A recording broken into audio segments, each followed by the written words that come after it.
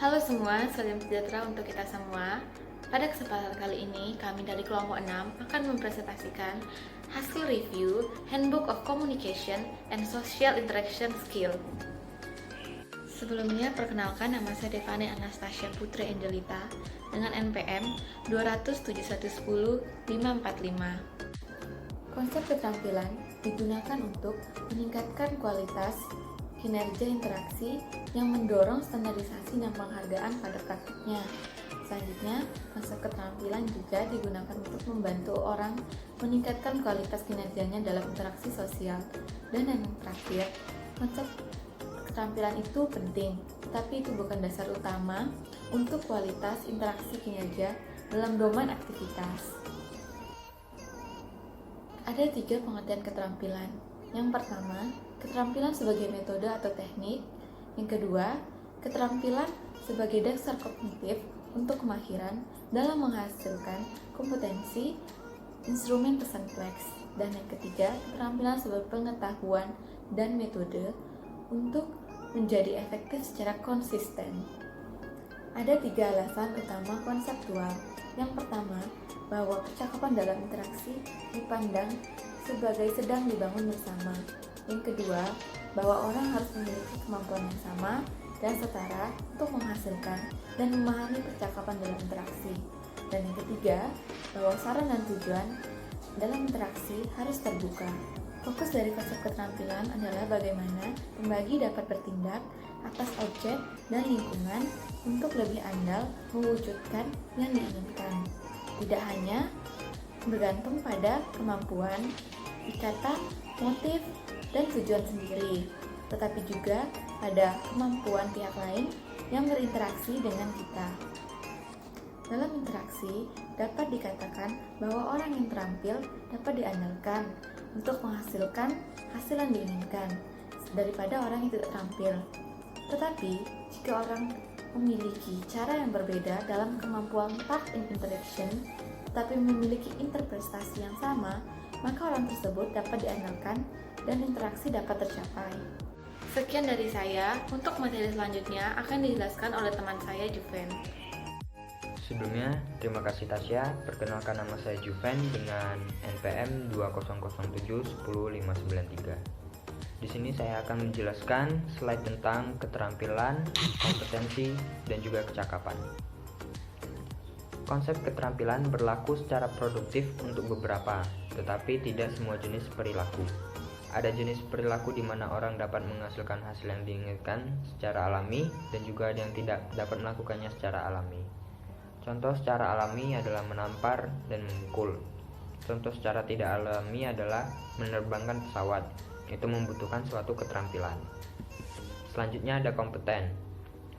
Konsep keterampilan dalam setiap versinya berlaku sejauh yang kita temukan untuk beberapa jenis perilaku pada setiap orang yang berbeda dalam cara kualitas, kinerjanya yang berulang dan sistematis.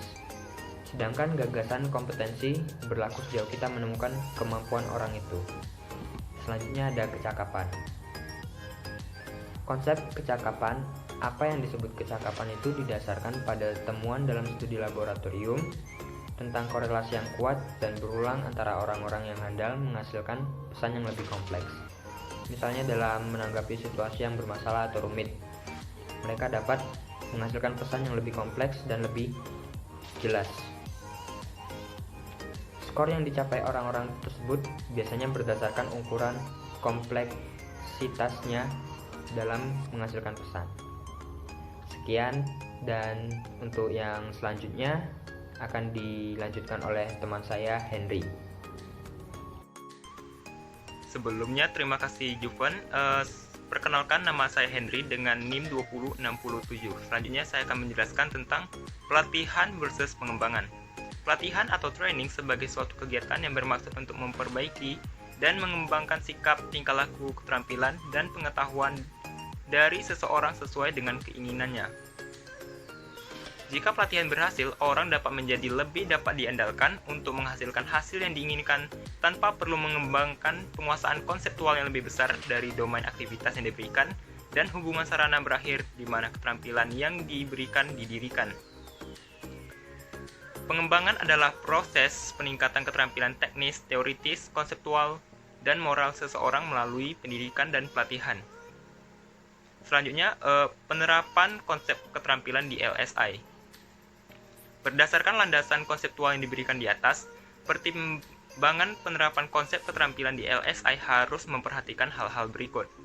Yang pertama, hasil tidak dihasilkan oleh lembaga individu dalam interaksi sosial tetapi dihasilkan bersama. Yang kedua, alasan untuk mempertimbangkan kinerja dasar dalam interaksi sebagai sesuatu yang optimal. Dan yang ketiga, kinerja spesifik yang dapat ditingkatkan dengan menanamkan keterampilan. Tetapi ada satu lagi tambahan, yaitu kriteria untuk menilai kualitas kinerja dalam interaksi sosial dan untuk menentukan bagaimana kinerja yang ditingkatkan akan berada dari tingkat kinerja dasar. Selanjutnya, konstruksi dan keterampilan bersama.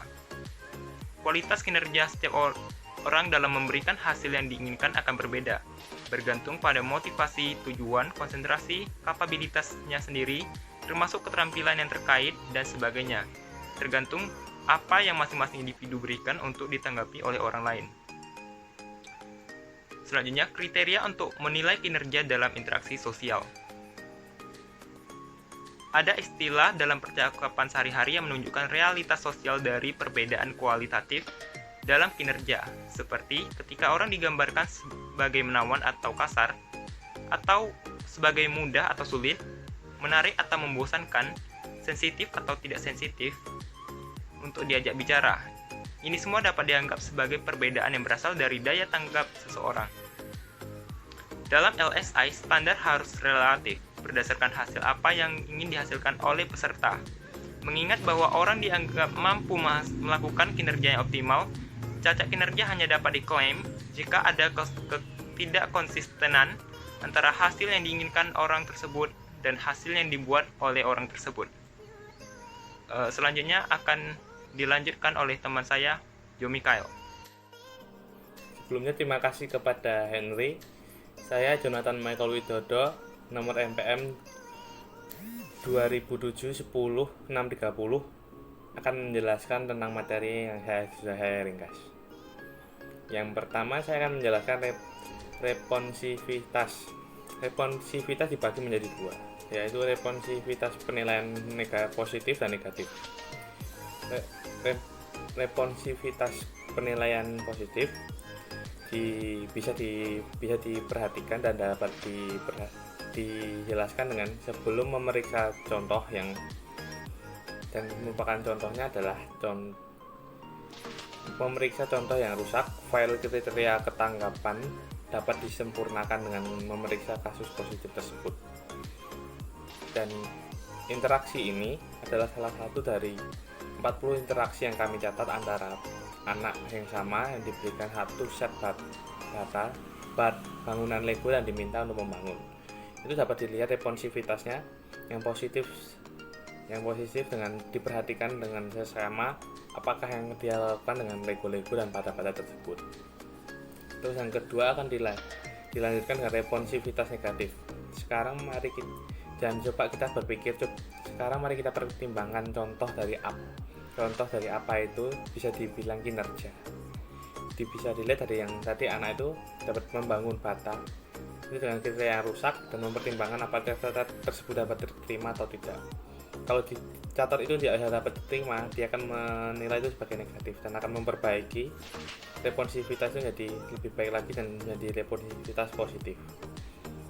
Dan antisipatif itu yang tadi yang saya sebutkan. Kalau dinilai dengan responsivitas itu negatif, maka akan diperbaiki supaya menjadi responsivitas yang positif dan dapat mendukung kasus tersebut. Terima kasih. Materi berikutnya akan dijelaskan oleh Nico. Sebelumnya, terima kasih Michael. Perkenalkan, nama saya Nicholas dengan nomor NPM 2007-10534. Pada kesempatan kali ini, saya akan menjelaskan tentang generalisasi. Apa itu generalisasi? Generalisasi adalah proses penalaran yang membentuk kesimpulan secara umum melalui suatu kejadian, hal, dan sebagainya. Generalisasi dapat dibedakan menjadi dua macam, yaitu generalisasi sempurna dan tidak sempurna. Generalisasi sempurna adalah generalisasi yang mana diselidikinya seluruh fenomena yang menjadi dasar penyimpulan. Sebagai contoh, setelah kita memperhatikan jumlah hari setiap satu minggu pada setiap bulan, kemudian dapat kita ambil kesimpulan bahwa dalam satu minggu dalam satu bulan tidak memiliki lebih dari 7 hari. Lalu, generalisasi tidak sempurna adalah generalisasi yang mengambil kesimpulan hanya pada sebagian fenomena, tetapi kesimpulan tersebut berlaku bagi fenomena sejenis yang belum diselidiki. Sebagai contohnya, kita menyelidiki sebagian mahasiswa UAJY yang sangat antusias membaca buku di perpustakaan. Kemudian disimpulkan bahwa mahasiswa UAJY adalah mahasiswa yang sangat antusias membaca buku di perpustakaan. Maka kesimpulan ini sangat generalisasi tidak sempurna karena hanya sebagian mahasiswa UAJY yang diselidiki saja. Lalu yang ketiga ada pengujian atas generalisasi. Untuk menguji kebenaran yang dihasilkan oleh generalisasi, kita harus melakukan pengujian terlebih dahulu. Ada 4 hal yang dapat kita lakukan untuk menguji generalisasi tersebut. Yang pertama, apakah contoh yang digunakan jumlahnya cukup untuk mewakili fenomena lain yang sama, atau adakah hal-hal atau kejadian-kejadian yang diuji merupakan sampel yang cukup dari seluruh kelompok yang dipertimbangkan. Yang kedua, apakah contoh yang digunakan cukup bervariasi. Yang ketiga, apakah dalam generalisasi tersebut diperhitungkan hal-hal yang menyimpang dengan fenomena umum atau tidak. Yang keempat, apakah kesimpulan yang dirumuskan konsisten dengan fenomena individual. Lalu yang selanjutnya adalah generalisasi yang salah. Generalisasi yang salah itu maksudnya terkadang orang-orang cenderung membuat generalisasi berdasarkan fenomena yang sedikit dan tidak mencukupi syarat untuk membuat generalisasi yang dapat dipercaya. Contohnya, Budi adalah anak yang rajin, tetapi pada saat ujian ia hanya mendapat nilai 50, berarti Budi adalah anak yang bodoh. Jadi penyimpulan-penyimpulan tersebut adalah salah karena hanya mengambil fenomena yang sedikit. Lalu yang terakhir adalah syarat generalisasi yang baik. Ada 3 syarat generalisasi yang baik. Yang pertama, generalisasi harus tidak terbatas secara numerik. Artinya, generalisasi tidak boleh terikat pada jumlah tertentu. Yang kedua, generalisasi harus tidak terbatas secara spasio-temporal. Artinya, tidak boleh terbatas dalam ruang dan waktu. Jadi harus berlaku di mana saja dan kapan saja. Dan yang ketiga, generalisasi harus dapat dijadikan dasar pengandaian. Sekian presentasi dari kelompok 6. Terima kasih.